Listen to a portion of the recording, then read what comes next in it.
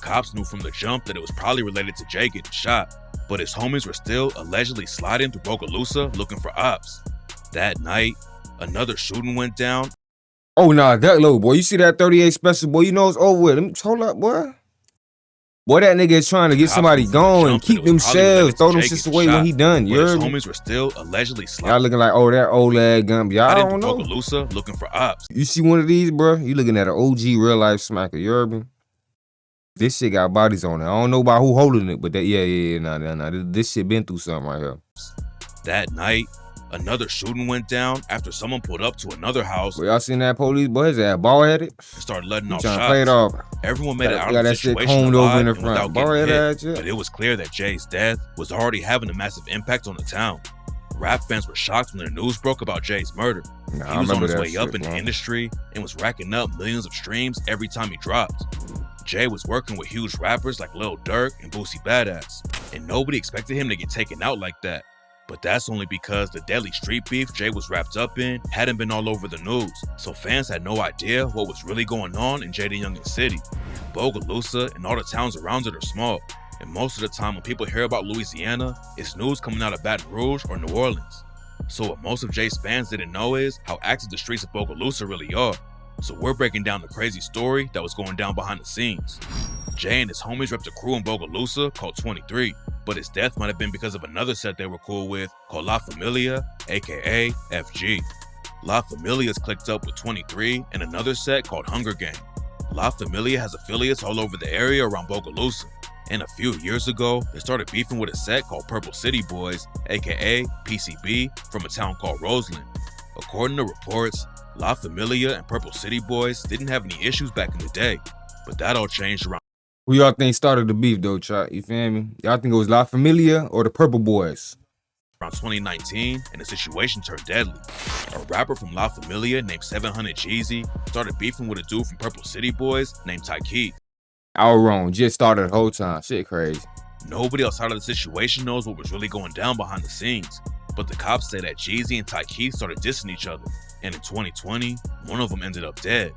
On June 21st, 2020, a bunch of Purple City Boy affiliates were at a Father's Day celebration in St. Helena Parish. Everything was cool at first, but when Ty Keith was walking to his car, 700 Jeezy allegedly caught him lacking and left him dead on the scene. After Ty Keith was killed, his homie, Purple City Boy Buck, dropped a track called Regardless in honor of him. And them boys sliding like just 2 that. weeks after 700 Jeezy allegedly killed Ty Keith, 700 Jeezy linked up with JayDaYoungan for their own music video. Then 2 days after Jay and 700 Jeezy made the video, the beef between Purple City Boys and La Familia got an innocent woman killed. On August 8th, 2020, there was a birthday party going down in the woods around Roseland. Hundreds of people showed up and were having a good time. But then out of nowhere, shots started going off and everyone started running for their lives. According to the cops, Purple City Boys and La Familia ran into each other at the party and got into an argument. Then both sides upped their straps and started shooting. According to some reports, over 100 shots went off. But when it was all over, the only person who got killed was an innocent woman named Zion Hutcherson. Zion didn't have anything to do with the situation. Yeah, bro, y'all niggas need to stop sliding, bro. If y'all ass ain't trying to walk down your target and get who y'all trying to get. Y'all always getting motherfucking innocent people who got nothing to do with it. Like this young lady who probably going to the corner store, go get some motherfucking, probably even some diapers for a kid. Who knows? You feel me? She lost her life. Some goof ass Jay who aren't really trying to stand on business for real. His scare ass probably just, you feel me, hitting at the whip. You ain't really sliding on. Don't slide. Fuck out the way. Away from her baby. 700 Jeezy allegedly let off some of the shots that killed Zion Hutcherson, and after it went down, he did the race and tried to escape from Texas. JayDaYoungan allegedly helped him hide out while he was on the run, but the cops caught up to 700 Jeezy in August 2020 and booked him on second-degree murder charges. Then in 2021, the news broke that JayDaYoungan was wrapped up in the case too. He was arrested for accessory to second-degree murder and obstruction of justice for helping 700 Jeezy escape after the shooting went down. But JayDaYoungan told the cops he didn't know anything about the situation. Nobody's been booked for JayDaYoungan's murder yet, but rumors say it was Purple City Boys clapping back for the death of Ty Keith. If 700 Jeezy was the one who pulled the trigger on Ty Keith and Jay helped Jeezy out after it went down, it makes sense that Purple City Boys could have wanted to take Jay out. And after JayDaYoungan was killed, his homie FG Famous is allegedly the one who started sliding immediately. Man, who said made this video, bro? Cause this man sound like Vlad right now, boy. How you getting all this information? Hip Hop Daily? Let me know, son, boy. It sound like y'all got some rat information going on right here, boy. FG Famous and JayDaYoungan have been tight since they were kids and were linking up in the booth too. But both of them were still connected to the streets, and FG Famous allegedly started putting major pressure on the Opps after Jay died. Rumors say FG Famous was involved with at least one of the other shootings that went down right after Jay was killed.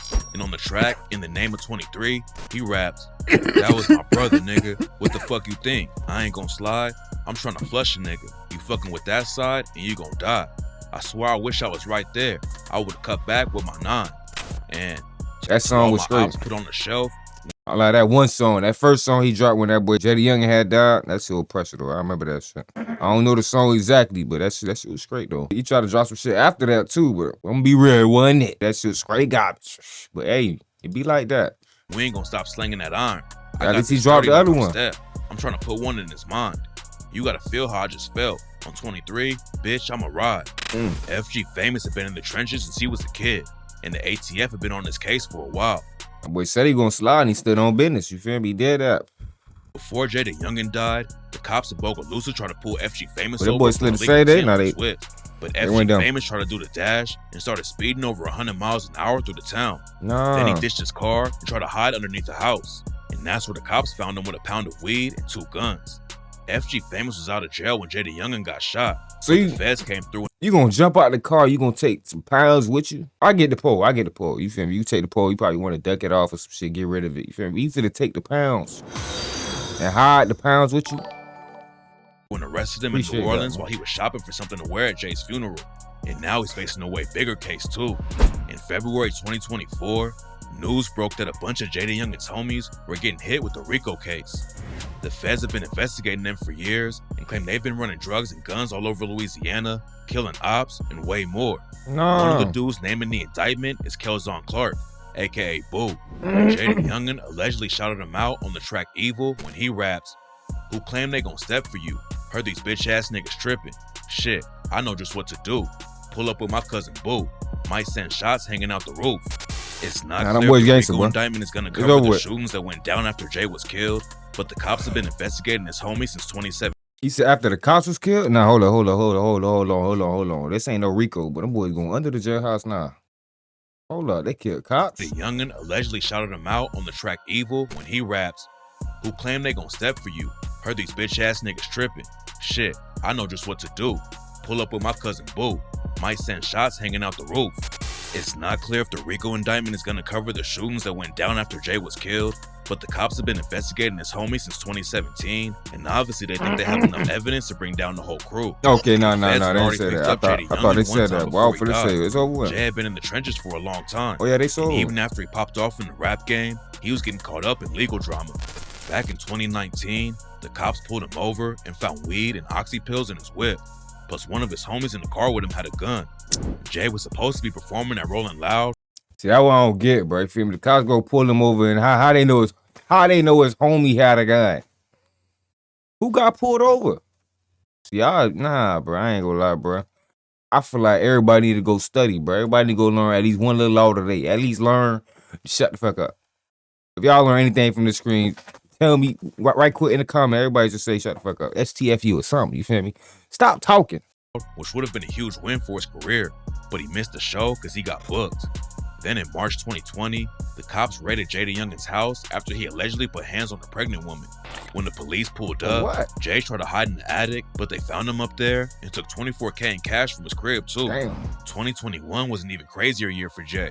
In April 2021, he was booked in Georgia for possession of marijuana with the intent to distribute, and the cops said they also found a bunch of lean, oxy pills, and guns on him at the same time. Damn. Then just a few months later, JayDaYoungan was hit with the accessory to second-degree murder charge over the 700 Jeezy and Tyke situation. And after he bonded out, Jay ended up right back behind bars. In October 2021, the cops caught him speeding down the highway with his passenger door open. And when Jay pulled over, they found a baby sitting in a woman's lap without a seatbelt. Jay bonded out again, but that's when the feds got involved. 1 month later, the ATF booked JayDaYoungan on federal charges. It's not clear what they were trying to get him for because he was killed before the case could go to trial, but the cops were all over Jay. And that's why a lot of people thought a Rico was coming way before the news was official. While most people think Purple City Boys was involved with JayDaYoungan's death, there are also some crazy rumors going around saying that the situation involves Jay's homies in Jacksonville, Florida. When JayDaYoungan started popping off in the rap game, he was linking up with other artists all over the South. And a few years before he died, he tapped in with Young and Ace from Jacksonville. Ace has been at war with another Jacksonville rapper named Julio for years, and their beef has made news all over the country. Jay linked up with Young and Ace right when the war in Jacksonville. That boy went viral with the little R&B drill shit. Hey, STFU, you heard me? W, man, W. The wildest diss tracks ever. One of the people who died in their beef was Fulio's younger brother, Lil Bibby, and everyone on Ace's side started dissing him like crazy. When JayDaYoungan started rocking with Ace, he hopped in the beef too and even clowned Bibby by wearing a jersey with his name on it. Even though Jay wasn't actually involved with the streets in Jacksonville at all, he made it clear that he was picking a side in the war, and that's why some people believe that Fulio's people had something to do with his death. After Jay died, Fulio hopped on IG and started clowning his death. Fulio got a lot of hate for dissing JayDaYoungan, so he went live and said that Jay was acting like Fulio was his op. Jay was dissing his dead homies, so Fulio said he wasn't gonna just sit back and let it slide without saying anything.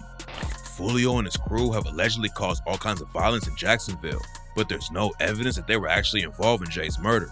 Fulio's not the only rapper that people are trying to tie the case to though. Well, back in the day, JayDaYoungan was also cool with NBA Youngboy and his team. Jay and his homie FG Famous linked up with OG33 for the track No Mask, and JayDaYoungan also dropped a track with Youngboy's homie Quando Rondo called Thuggin' For Real.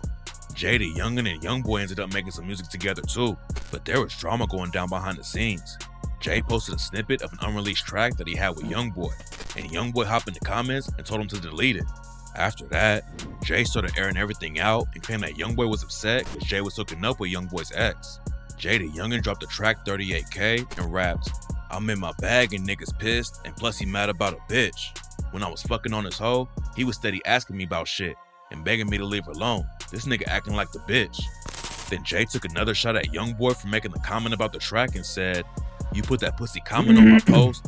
So this nigga was just asking everybody kill his ass, basically. No, that's what I'm getting out of the video. I ain't gonna lie, I ain't even see this coming, bro. I was on his side a little bit at first. It was like, damn, he had Jake's on his Purple boys, these boys, those boys. Like, damn. That boy had Fulio on his ass. Like, damn, boy, could have been the Florida boys. Shit. I laughed about that shit, but I was laughing when your baby mama gagged all on my dick. JayDaYoungan also took a shot at Youngboy's manager Dump, who had been shot and killed during Youngboy's beef with the set called TBG.